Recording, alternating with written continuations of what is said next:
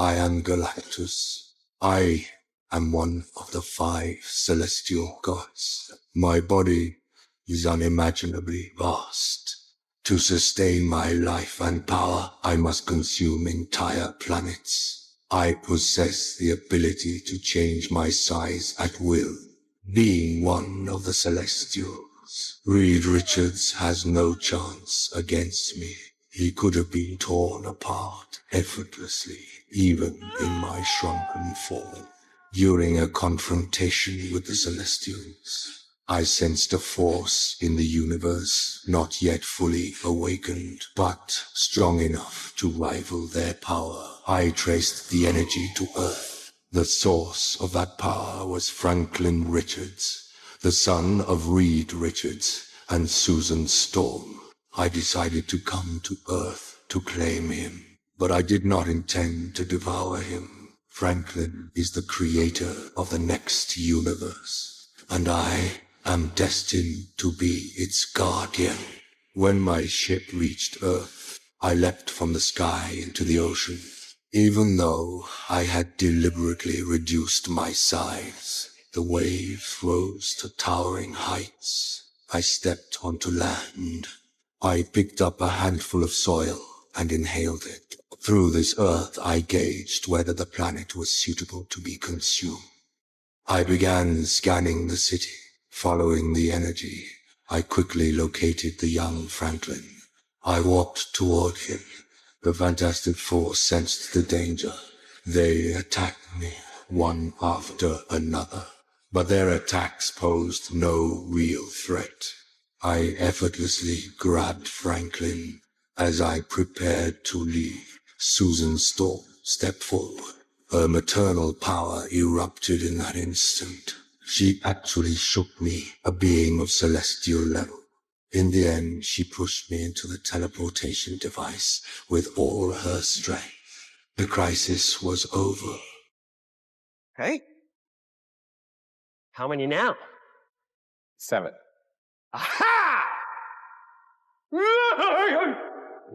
you leave this building, you will be endowed with all my powers.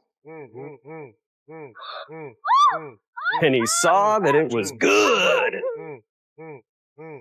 Finch! Excuse me, I need a spoon. We'll apologize. The day a monkey comes out my butt, then you get your sorry. How about that? What a coincidence! Because that's today.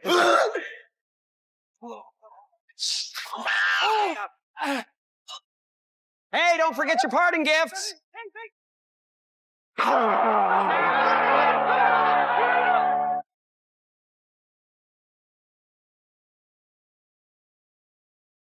I am Erisha. I am one of the Celestials, often known as the Judge.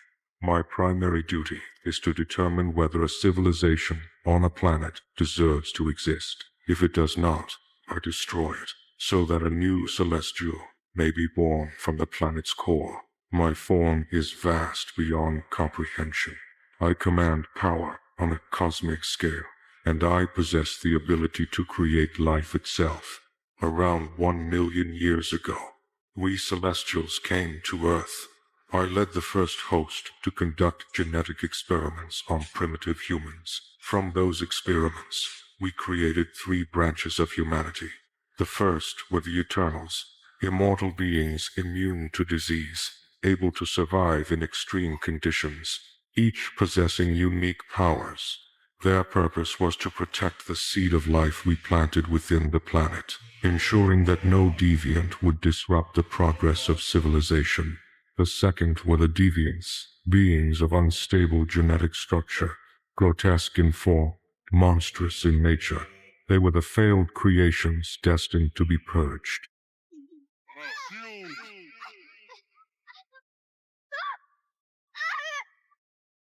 Not long ago, her boyfriend had just dropped her off at gymnastics practice. Watching the others train like normal, she didn't think much of it. Then a staff member flipped on the fan, but no one noticed. The top of the fan was barely hanging on. Clueless, her boyfriend stood nearby, cheering her on. That's when it began. A single drop of water fell from the fan, right next to an exposed wire. With the fan shaking violently, one of the screws loosened, then dropped hard. and it landed right in front of her. Her size 13 foot kept brushing dangerously close to it with every step of her routine. By some miracle, she didn't step on it. Instead, she nailed a clean backflip, perfect form. But as she landed, the leaking water surged directly toward her. Now live with electricity. She got lucky, but the luck wouldn't last.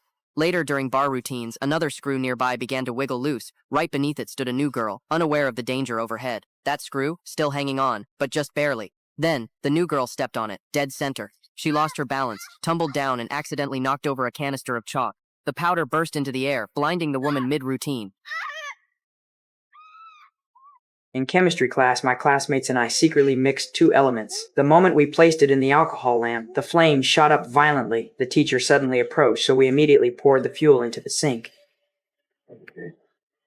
Fortunately, nothing happened, but this proved our rocket fuel had succeeded. We raced to the mine site for a launch test. After liftoff, the rocket suddenly veered off course. It nearly hit a passerby nearby. The man didn't blame us. Instead, he pointed out the flaw. Ordinary steel couldn't withstand the heat. We needed SA high-temperature steel. But that steel was expensive and rare, far beyond our means. With no other options, we headed to the abandoned railroad tracks. 12 miles of track, we dismantled it piece by piece. Just as we were celebrating the money we'd make, a distant train whistle sounded.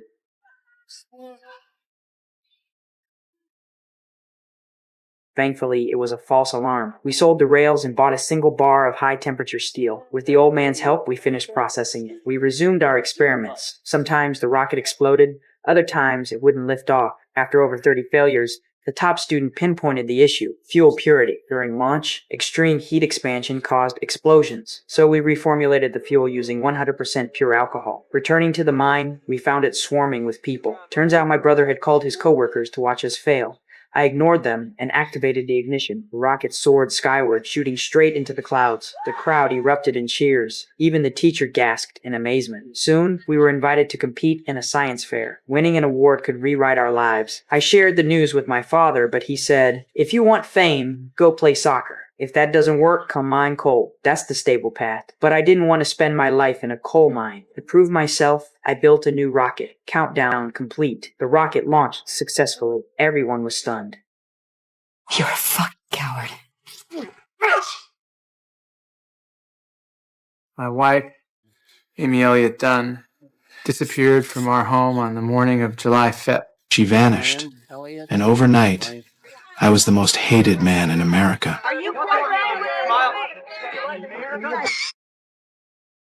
My sister told me I was on television. They were all pointing fingers at me. I tried to salvage what was left of my dignity. I want to say something. So I held another press conference. I had nothing to do with the disappearance of my wife. But I never expected one of my wife's best friends to show up. Where's your wife, Nick? Let the police do their job. What did you do to your pregnant wife? I realized the situation was turning against me, so I quickly ended the speech. The sudden turn of events was too much for me to handle. I could only flee in disgrace. Did you know she was pregnant? The female detective began to question me intensely, but I had absolutely no idea my wife even had a friend like that. The detective told me they found a large amount of my wife's blood on the kitchen floor. Even though someone had cleaned it up, their forensics still detected it. $117,000 in credit card debt. What? I pulled up some of the merchandise there, those fun little splurges. I didn't buy any of this stuff. I realized an invisible hand was slowly pushing me into the abyss. Because in April, you bumped up Amy's life insurance to $1.2 million. I knew nothing about any of this.